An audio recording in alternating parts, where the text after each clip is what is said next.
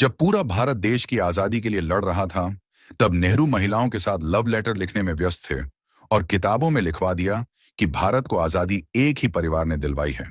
आपको यह सच जानना चाहिए। दोस्तों, आज हम जवाहरलाल नेहरू के उस राज से पर्दा उठाएंगे जो हर भारतीय जानना चाहता है। नेहरू एक रंगीन मिजाज व्यक्ति थे। उनके कई महिलाओं के साथ संबंध थे। इन सभी को जानकर आप आसानी से अंदाजा लगा पाएंगे कि नेहरू का भारत की आजादी में कितना मन था और दूसरी चीजों में कितना मन था। एक लेडी यूजिनी वेवेल।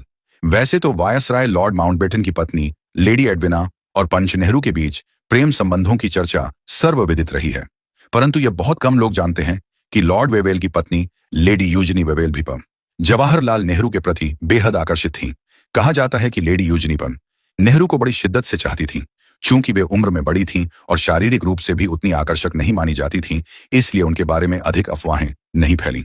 बताया जाता है कि लॉर्ड वेवेल के कार्यकाल में भी पन नेहरू गवर्नमेंट हाउस के स्विमिंग पूल में तैरने जाते थे। हालांकि उसी पूल में पन नेहरू को लेडी एडविना के साथ तैरते हुए भी देखा गया था। चर्चित किताब फ्रीडम एट मिडनाइट के लेखक लैरी कोलिंस और डोमिनिक लापियर तथा लॉर्ड माउंटबेटन की जीवनी लिखने वाले फिलिप जिगलर ने इस बारे में विस्तार से लिखा है। 2. Lady Edwina Mountbatten, Jawaharlal Nehru की जीवनी द मेकिंग ऑफ इंडिया के लेखक एम.जे. अकबर लिखते हैं कि 1949 से 1952 के दौरान उत्तर प्रदेश के राज्यपाल सर होमी मोदी और पंडित नेहरू नैनीताल में ठहरे हुए थे। एक रात 8 बजे सर होमी मोदी ने अपने बेटे रूसी मोदी को पॉन्शर्न नेहरू के शयन कक्ष में यह बताने भेजा कि भोजन परोसा जा चुका है और सब लोग इंतजार कर रहे हैं।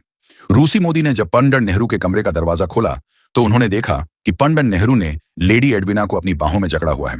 यह देखकर रूसी मोदी ने तुरंत दरवाजा बंद कर दिया। कुछ देर बाद पंच नेहरू डाइनिंग टेबल पर पहुंचे और उनके पीछे पीछे लेडी एडविना भी वहां आ गई। दरअसल यह जानकारी टाटा स्टील के मुख्य कार्यकारी अधिकारी रहे रूसी मोदी ने एम.जे. अकबर को दी थी।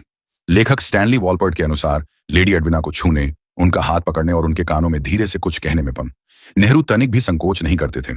लॉर्ड माउंटबेटन ने अपनी पत्नी को लिखे नेहरू के पत्रों को लव लेटर्स कहा था। ओ.पी. रल्हन अपनी किताब जवाहरलाल नेहरू अब्रॉड अ क्रोनोलॉजिकल स्टडी में लिखते हैं कि 1949 में जब पन नेहरू राष्ट्रमंडल शिखर सम्मेलन में भाग लेने लंदन गए थे, तब चर्च पंचम और प्रधानमंत्री क्लीमेंट एटली से मुलाकात के बाद लेडी एडविना उन्हें अपनी कार में लेकर अपने घर ब्रॉडलैंड्स ले गईं, जहां उन्होंने तकरीबन 7 दिन बिताए। नेहरू के सचिव मथाई ने भी गलती से लेडी एडविना का एक पत्र पढ़ लिया था, जिसमें उन्होंने पन नेहरू के लिए डार्लिंग जवाहर लिखा था। लेडी एडविना की बेटी पामेला अपनी किताब डॉटर ऑफ एम्पायर में लिखती हैं कि नेहरू ने एडविना को इतने पत्र लिखे कि पूरा सूटकेस भर गया था। उनकी मां पम नेहरू के प्यार में पागल थी। हालांकि उन्होंने यह भी लिखा कि उनकी मां और नेहरू जी के बीच आध्यात्मिक संबंध थे। एडविना की जीवनी लिखने वाली जेनेट मॉर्गन लिखती हैं कि जब बोर्नियो में एडविना का निधन हुआ तो गहरी नींद में जाने से पहले वे नेहरू के पत्र ही पढ़ रही थीं। ये पत्र उनके हाथ से छिटक कर जमीन पर गिरे पाए गए थे। 3. पद्मजा नायडू। भारत की पहली महिला राज्यपाल और स्वतंत्रता सेनानी सरोजिनी नायडू की बेटी पद्मजा नायडू को 1942 में अगस्त क्रांति के दौरान जेल जाना पड़ा। 1950 में वे संसद सदस्य चुनी गईं और 1956 में पश्चिम बंगाल की राज्यपाल बनी। पंडित नेहरू द्वारा पद्मजा नायडू को लिखे गए पत्रों और टेलीग्राम से उनके बीच के करीबी रिश्तों का पता चलता है। एक टेलीग्राम के उत्तर में पंडित नेहरू ने लिखा, तुम्हारा टेलीग्राम मिला, कितना बेवकूफी भरा और बिल्कुल औरतों जैसा। एम.जे. अकबर अपनी पुस्तक में लिखते हैं 1937 में लिखे एक पत्र में नेहरू ने पद्मजा से मजाकिया अंदाज में पूछा, तुम्हारी उम्र क्या है? 20? जबकि उस समय पद्मजा 37 वर्ष की थी। नेहरू के सचिव M.O. मथाई अपनी किताब reminiscences of the Nehru as में लिखते हैं कि पद्मजा को एडविना से इतनी जलन थी कि उन्होंने एक बार खुद को कमरे में बंद कर लिया और एडविना से मिलने से इनकार कर दिया। नेहरू की बहन विजयलक्ष्मी पंडित ने इंदिरा गांधी की करीबी दोस्त पुपुल जयकर से कहा था कि यदि इंदिरा बीच में नहीं होती तो नेहरू पद्मजा से शादी कर सकते थे। 4. मृदुला साराभाई। भारत के प्रसिद्ध वैज्ञानिक विक्रम साराभाई की बहन मृदुला साराभाई और पन नेहरू के रिश्तों के बारे में भी बहुत कुछ लिखा गया है। मृदुला साराभाई कांग्रेस की समर्पित कार्यकर्ता थी। 1946 में पन नेहरू ने उन्हें कांग्रेस का महासचिव बनाया। गोपाल कृष्ण गांधी ने 8 मार्च 2014 को हिंदुस्तान टाइम्स में लिखा कि मृदुला साराभाई की मर्दाना पोशाक और छोटे कटे बाल उन्हें अलग आकर्षण देते थे। इसमें कोई संदेह नहीं कि पंडित नेहरू और शेख अब्दुल्ला राजनीति के अलावा अन्य प्रवृत्तियों से भी उनकी ओर आकर्षित थे। नेहरू और मृदुला के रिश्तों की कोमलता का उदाहरण था नेहरू के आवास 3 मूर्ति भवन से हर सुबह मृदुला के घर एक गुलाब भेजा जाना।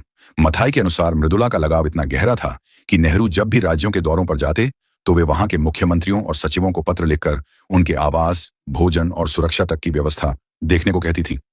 5 दिनेश नंदिनी डालमिया।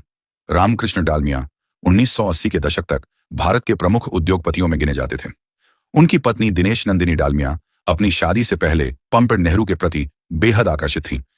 रामकृष्ण डालमिया की बेटी नीलिमा डालमिया लिखती हैं कि उनकी मां राजस्थान की उभरती हुई कवयित्री थीं और नेहरू के प्रति इतना आकर्षण था कि वे उनसे मिलने अकेले ही नागपुर से वर्धा आश्रम पहुंच गईं।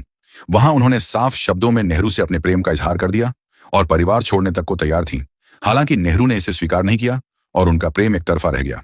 6 श्रद्धा माता नेहरू के सचिव M.O. मथाई ने अपनी किताब reminiscences of the Nehru as में वाराणसी की एक सन्यासिनी श्रद्धा माता का भी उल्लेख किया है। मथाई के अनुसार 1948 में नेहरू उनकी ओर आकर्षित हुए थे। पत्रकार खुशवंत सिंह ने भी स्वीकार किया कि पंडित नेहरू और श्रद्धा माता की मुलाकातें होती रहीं और पहली ही मुलाकात में नेहरू उनकी ओर आकर्षित हो गए थे। हालांकि खुशवंत सिंह ने उनके यौन संबंधों की बात को नकार दिया। सन 1948 में पंडित नेहरू ने श्रद्धा माता से चर्चा के लिए 15 मिनट का समय मांगा था, जिसके बाद उनकी मुलाकातें आगे भी होती रहीं।